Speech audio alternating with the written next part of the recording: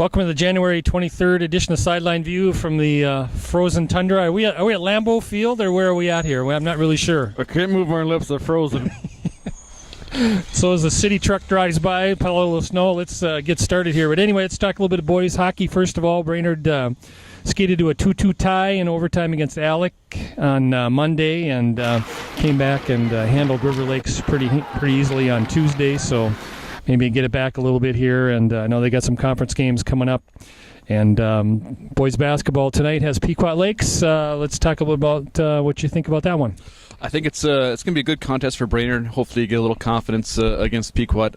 I'm going to go with the Brainerd win here, just kind of foreshadow it here for all our viewers, just because Pequot, they're about a new head coach, and they're kind of finding themselves out themselves. So it'll be an interesting game for Brainerd. Get some confidence.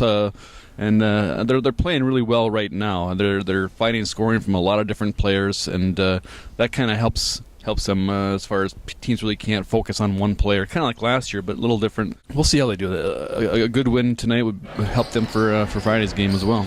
Got a big stretch here of home games for boys basketball tonight, Friday night, Monday night, and Tuesday night. I think they got 6 of the next 7 are all at home, so it'll be nice to see them play a couple, get some, like I said, get some confidence, get their offense kind of gelling, and we'll go from there. You know, they got Moorhead coming in next Tuesday. That'll be a big section game.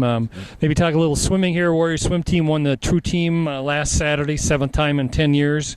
They haven't lost in a dual meet this year. I don't think they're going to. They're going to go to Fergus Falls today, so another good season finishing off there. Gymnastics, I know next Tuesday we got a nice matchup coming up. Beth Ederman, senior all-arounder, Rochelle LeBlanc, senior all-arounder from Little Falls. So that's a carryover meet from the old Central Lakes Conference days, Brainerd and Little Falls. Little Falls, of course, now in the Granite Ridge, so that'll be kind of an exciting one to see. This week's Athletes of the Week for you, Vanessa Lane from Pequot and Nathan Enstrom from Aiken, both hit career scoring milestones. Lane got 1,000 points, then Nathan Enstrom, he's the all-time leading boys scorer for Aiken now too, so congrats to those two.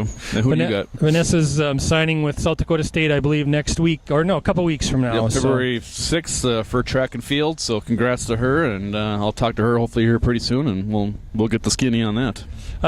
Warrior Athlete of the Week this week, David Sapinski, a swimmer, has got, I think, like 12 individual wins, been on 17 first-place relays, so he's been doing really a great job, and came back from hip surgery last year, missed his whole track season, and was having a hard time coming back for cross-country. It was in a few meets, but then couldn't really compete there, so he's making up for it in swimming. He's having a fabulous year, just like all the rest of his teammates are. So I think it's now time for you to explain to our viewers why we're standing outside. I'm not really sure. All right. All I know is they did the news video outside, so I thought, well, maybe it'll be kind of cool to do that. We'll look back at this 6 months cool. and laugh. It's cool, all right. So maybe, yeah. So maybe we should wrap it up. Yeah, let's be done before we frostbite. So thanks for joining us. Hopefully next week we'll be back indoors. Thank you.